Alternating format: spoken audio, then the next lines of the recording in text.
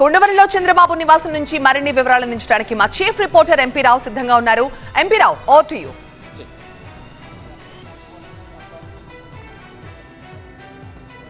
చంద్రబాబు నివాసం నుంచి మరి కాసేపట్లోనే ఆయన కేసరపల్లిలో ప్రమాణ స్వీకార కార్యక్రమానికి ముఖ్యమంత్రి చంద్రబాబు వెళ్ళబోతున్నారు. మరికొన్ని గంటల్లోనే, మరొక 2 గంటల్లోనే చంద్రబాబు ముఖ్యమంత్రి కాబోతున్నారు. దీనికి సంబంధించి ఇప్పటికే ఉండవల్లి నివాసం నుంచి చంద్రబాబు తనయుడు నారా లోకేష్తో పాటుగా కుటుంబ సభ్యులంతా కూడా ఇక్కడి నుంచి బయలుదేరి వెళ్ళారు. ఇక్కడ ప్రమాణ స్వీకారోత్సవ కార్యక్రమం ప్రాంగణం వద్దకు ఆల్రెడీ బయలుదేరి వెళ్ళారు. నారా లోకేష్తో పాటుగా నారా బ్రాహ్మణి అలాగే భువనేశ్వరి ఆల్రెడీ బయలుదేరి వెళ్ళారు. మరి కాసేపట్లోనే చంద్రబాబు కూడా ఉండవల్లి నివాసం నుంచి బయలుదేరి గన్నవరం ఎయిర్పోర్టుకు నేరుగా గన్నవరం ఎయిర్పోర్టుకు వెళ్తారు. 10:40 గన్నవరం ఎయిర్పోర్టుకు ప్రధాని మోడీ రానున్నారు. ప్రధాని మోడీకి సాదర స్వాగతం పలికిన తర్వాత చంద్రబాబు మోడీ కలిసి కేసరపల్లిలోని ఐటీ పార్క్ సమీపంలో ఉన్నటువంటి ప్రమాణ స్వీకార కార్యక్రమం ప్రాంగణం వద్దకు వెళ్తారు. 11:27 సరిగ్గా 11:27 ముఖ్యమంత్రిగా చంద్రబాబు ప్రమాణ స్వీకారం చేస్తారు. ఆ తర్వాత క్యాబినెట్లో ఉన్నటువంటి చోటు దక్కించుకున్నటువంటి మంత్రులందరూ కూడా ప్రమాణ స్వీకారం చేస్తారు. మొత్తం క్యాబినెట్లో చంద్రబాబును మినహాయించి 24 మందికి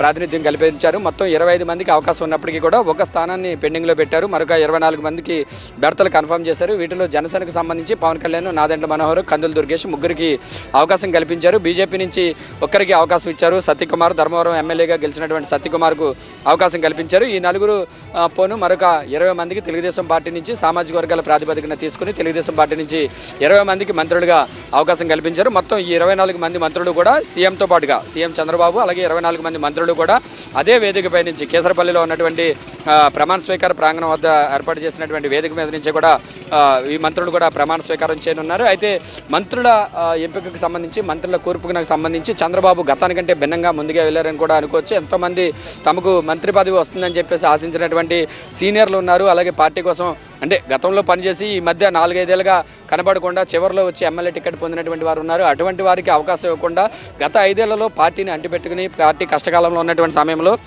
పార్టీని అంటబెట్టుకుని ఉన్నటువంటి వారు ఎవరైతే ఉన్నారో అటువంటి నాయకులకు అలాగే పార్టీ కోసం కష్టపడి పనిచేసినటువంటి నాయకులకు ఈసారి ఎమ్మెల్యేగా గెలిచినటువంటి వారు ఎవరైతే ఉన్నారో అటువంటి వారందరికీ కూడా క్యాబినెట్లో అవకాశం కల్పించారు. ఇటువంటి జాబితాలో వంగలపూడి అనిత, మనం ఇంతకుముందే ఆమె మీడియాతో కూడా మాట్లాడారు. వంగలపూడి అనిత తెలుగుదేశం పార్టీ రాష్ట్ర మహిళా విభాగం అధ్యక్షురాలుగా పనిచేశారు.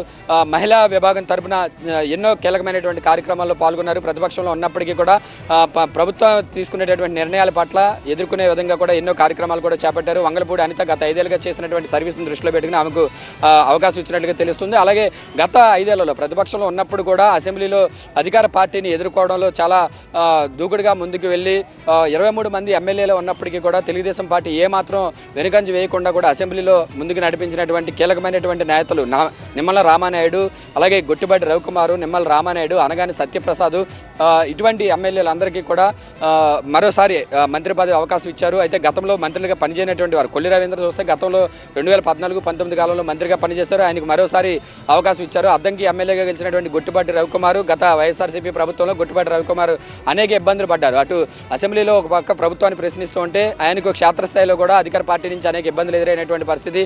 సో ఇటువంటివన్నీ కూడా దృష్టిలో పెట్టుకుని మంత్రివర్గంలో ప్రాధాన్యత కల్పించినట్లుగా తెలుస్తుంది. అలాగే కొత్తగా మొదటిసారి ఎమ్మెల్యేలుగా గెలిచినటువంటి వారికి కూడా ఈసారి మంత్రివర్గంలో అవకాశం కల్పించారు. ఆ జాబితాలోనే గజపతి నగరం ఎమ్మెల్యే శ్రీనివాస్ ఉన్నారు. అలాగే సాలూరు ఎమ్మెల్యేగా మొదటిసారి ఎమ్మెల్యేగా గెలిచినటువంటి సంధ్యారాణి ఉన్నారు. సో ఈ విధంగా మొదటిసారి ఎమ్మెల్యేగా నారా లోకేష్ కూడా మొదటిసారి ఎమ్మెల్యేగా గెలిచి ప్రమాణ స్వీకారం చేయబోతున్నారు. మంత్రిగా కూడా ప్రమాణ స్వీకారం చేయబోతున్నారు.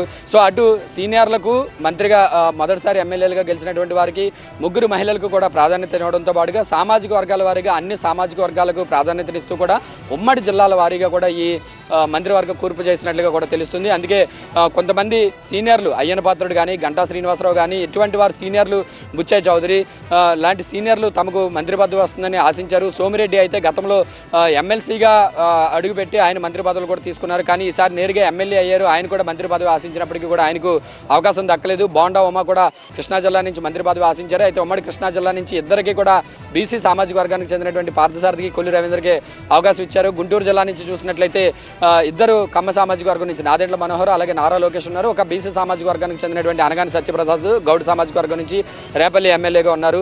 సో ఈ విధంగా అందరికీ కూడా అన్ని రకాలుగా కూడా సామాజిక సమీకరణాలు, సీనియారిటీ, గతంలో విధేయతగా పార్టీకి విధేయతగా పనిచేసినటువంటి వారు వీరందరినీ కూడా పరిగణలోకి తీసుకుని ఈ మంత్రివర్గ కూర్పు జరిగింది అన్నట్లుగా కూడా మనకు అర్థమవుతుంది. ఎక్కడ కూడా ఎలాంటి రికమెండేషన్లు మొహమాటాలకు పోకుండా కూడా ఈసారి చంద్రబాబు తన క్యాబినెట్ రూపకల్పన చేశారు. మనం విజువల్స్లో చూడొచ్చు. చంద్రబాబు బయలుదేరేందుకు కూడా సిద్ధమవుతుంది.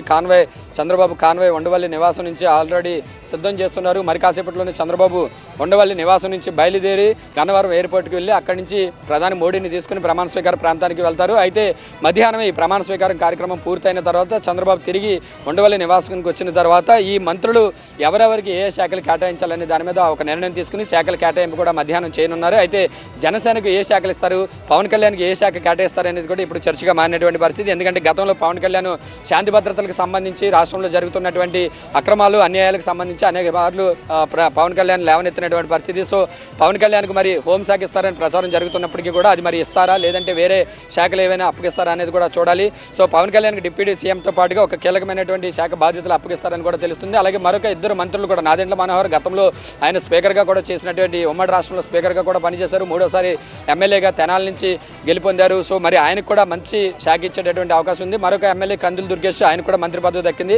కందులు దుర్గేష్కి ఏ శాఖ ఇస్తారని కూడా చూడాలి. జనసేనకి ఏమిస్తారు. అలాగే బీజేపీ నుంచి బీసీ వ్యక్తికి బీసీగా ఉన్నటువంటి సత్యకుమార్కు మంత్రి పదవి అవకాశం వచ్చింది కాబట్టి సత్యకుమార్కి ఏ అవకాశం ఇస్తారనేది కూడా చూడాలి. ఇలా ఎవరెవరికి ఏ శాఖలు ఇస్తారనేది ఇప్పుడు చర్చగా మారింది. నారా లోకేష్ గతంలో 2014-2019 మధ్య కాలంలో నారా లోకేష్ మంత్రిగా ఉన్నటువంటి సమయంలో ఐటీ మంత్రిగా ఆయన ఐటీ అండ్ రూరల్ డెవలప్మెంట్, గ్రామీణ అభివృద్ధి, ఐటీ శాఖ మంత్రిగా కూడా ఆయన పనిచేశారు. సో ఈసారి కూడా ఖచ్చితంగా తెలుగుదేశం పార్టీ అధికారంలోకి వస్తే 5 ఏళ్లలో 20 లక్షల ఉద్యోగాల కల్పన దిశగా ముందుకు వెళ్తామని చెప్పారు. కాబట్టి ఆ రకంగా కంపెనీలు తీసుకురావాలి అంటే కనుక నారా లోకేష్ కీలక పాత్ర పోషించాల్సి ఉంటుంది. ఐటీ కంపెనీలను రాష్ట్రానికి పెద్ద ఎత్తున తీసుకురావాలంటే సో మళ్ళీ తిరిగి నారా లోకేష్కు ఐటీ శాఖ బాధ్యతలు అప్పగిస్తారని చెప్పేసి కూడా తెలుగుదేశం పార్టీ వర్గాల్లో చర్చ జరుగుతుంది. గత 5 ఏళ్లలో రాష్ట్రానికి కంపెనీలు తీసుకురాకపోగా ఉన్నటువంటి కంపెనీలన్నీ కూడా తరలి వెళ్ళిపోయేలాగా వైసీపీ ప్రభుత్వం వారిని ఇబ్బంది పెట్టిందని చెప్పి పదే టీడీపీ నేతలు కానీ నారా లోకేష్ కానీ చంద్రబాబు కానీ గతంలో చెప్పుకుంటూ వచ్చినటువంటి పరిస్థితి. సో మళ్ళీ తిరిగి రాష్ట్రాల్లో పారిశ్రామిక అభివృద్ధి వేగంగా పుంజుకోవాలి, యువతకు పరిశ్రమలు కల్పించాలంటే ఖచ్చితంగా పెద్ద ఎత్తున పెట్టుబడులు కానీ పరిశ్రమలు కానీ తీసుకురావాల్సినటువంటి అవసరం చాలా ఉంది. కాబట్టి ఆ దిశగా ఉద్యోగాలు కల్పిస్తాము అని చెప్పి గతంలో చంద్రబాబు మేనిఫెస్టోలను పెట్టారు, సూపర్ 6లో పెట్టారు. అలాగే ప్రచారంలో కూడా విస్తృతంగా ప్రచారం చేశారు. కాబట్టి సో నారా లోకేష్ అయితే ఆ శాఖకు సమర్థుడు. ఐటీ శాఖతో పాటుగా పరిశ్రమలు కూడా ఇస్తారా లేదంటే ఐటీ శాఖ నుంచి ఐటీ కంపెనీలు తీసుకొచ్చేటటువంటి బాధ్యత నారా లోకేష్కి అప్పగిస్తారా అనేది కూడా చూడాల్సినటువంటి పరిస్థితి. మరోవైపు మరికొన్ని శాఖలు ఉన్నాయి పరిశ్రమల శాఖతో పాటుగా పట్టణాభివృద్ధి శాఖ. ఎందుకంటే అమరావతి కీలకం, రాజధాని అమరావతిని అభివృద్ధి చేయాలి. గత 5 ఏళ్లలో వైఎస్ఆర్సీపీ ప్రభుత్వం అమరావతిని నిర్లక్ష్యం చేస్తుందని చెప్పుకొచ్చినటువంటి సీఎం చంద్రబాబు కానీ తెలుగుదేశం పార్టీ నేతలు కానీ అమరావతి రాజధానిని స్పష్టం చేశారు. అలాగే నిన్న జరిగినటువంటి ఎల్పీ మీటింగ్లో మన రాజధాని అమరావతి అని చెప్పారు. అంతేకాకుండా ఎన్నికల ఫలితాలు వచ్చిన రోజు నుంచే కూడా అమరావతిలో క్లీనింగ్ పనులు కూడా చేపట్టారు. కాబట్టి మరి అమరావతి నిర్మాణ పనులు కూడా వేగంగా ముందుకు తీసుకెళ్లాలంటే ఎవరికి ఇస్తారు? గతంలోనే అమరావతి నిర్మాణ పనులు చూసినటువంటి తిరిగి పొంగూరు నారాయణకే మళ్ళీ ఆ మంత్రి పదవి ఇస్తారు. ఎందుకంటే అమరావతికి సంబంధించి నిర్మాణాలకు సంబంధించి కానీ ఎక్కడెక్కడ ఎలాంటివి రావాలనే దానికి సంబంధించి కూడా నారాయణ పూర్తి స్థాయిలో ఆయనకు దాని మీద పట్టుంది. కాబట్టి తిరిగి మళ్ళీ పట్టణాభివృద్ధి శాఖ మంత్రిగా నారాయణకి ఆ బాధ్యతలు అప్పగిస్తారని చెప్పేసి కూడా చర్చ జరుగుతుంది. సో మొత్తం మీద అయితే శాఖల మీద అయితే మధ్యాహ్నం స్పష్టత. నివాసం నుంచి బయలుదేరి చంద్రబాబు కేసరిపల్లిలో ప్రమాణ స్వీకారానికి ముస్తాబైన వేదిక వద్దకు చేరుకోబోతున్నారు. ఆయన ముందుగా నేరుగా గన్నవరం ఎయిర్పోర్ట్ కి వెళ్లి మోదీని రిసీవ్ చేసుకుని ఇద్దరు కలిసి ప్రమాణ స్వీకార కార్యక్రమానికి వెళ్లబోతున్నారు. ఈ మధ్యాహ్నం తర్వాత మంత్రులకి శాఖల కేటాయింపుపై కూడా ఒక క్లారిటీ వచ్చే అవకాశం ఉన్నట్టుగా తెలుస్తుంది.